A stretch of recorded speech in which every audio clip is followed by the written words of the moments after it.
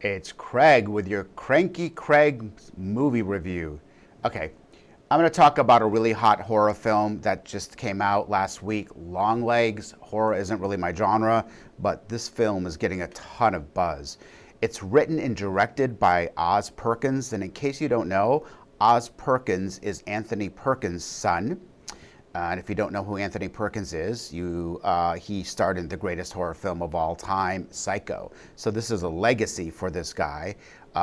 Anthony Perkins was a real troubled person who led a double life, who died of AIDS. This guy's mother, Anthony Perkins' wife, also was killed in 9/11 in a plane crash, in one of the planes that crashed into the Twin Towers. So this guy has a dark past, and he really understands the genre. I want to talk about the cast first, and then go back to the movies. This film's shocker, put on my big surprise face, stars Nicolas Cage. Nicolas Cage has 126 credits on IMDb. This is crazy. In 2023 alone, he had 6 film credits. This is unheard of today. Back in the 1930s, 1940s, when it took like maybe a month to roll out a film, actors got this many credits. Most actors today, lucky if they ever get 2 credits in the same calendar year. Nicholas is knocking it out of the park with work, and he plays, well, I'm not going to give a spoiler, but he's incredible in this film. It's one of his unhinged performance. He's creepy as ever and unrecognizable. And he's a producer of the film, so I'm suspecting he really liked the story.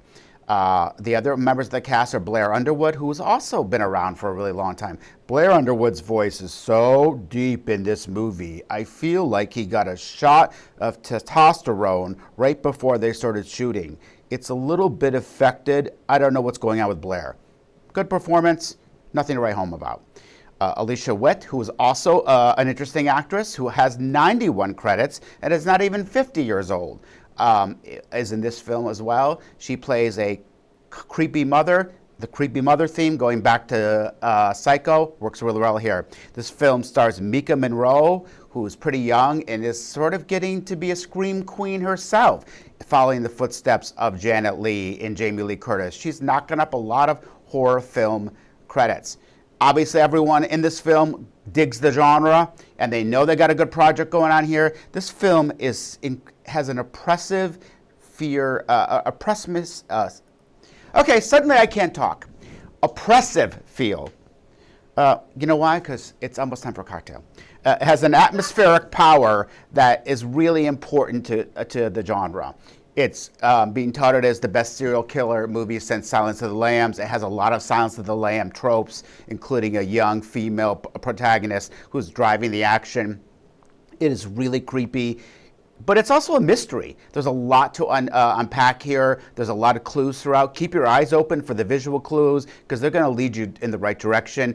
You're not going to see where it's going. You may see where it's going, but even if you do, it's going to still be thrilling.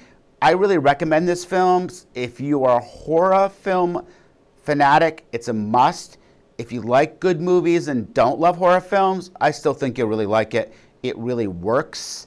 It's really scary. It's really creepy. And Nicolas Cage is such a freak in this movie, like a real freak.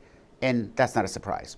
Anyway, later this week, I want to review Twisters. I'm obsessed with disaster movies. I don't think you need to know that, but you'll know it later this week.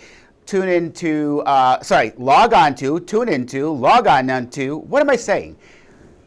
Log into WWNYTV.com. Go to Craig's To-Do List for more reviews of movies, and I'm really cranky now.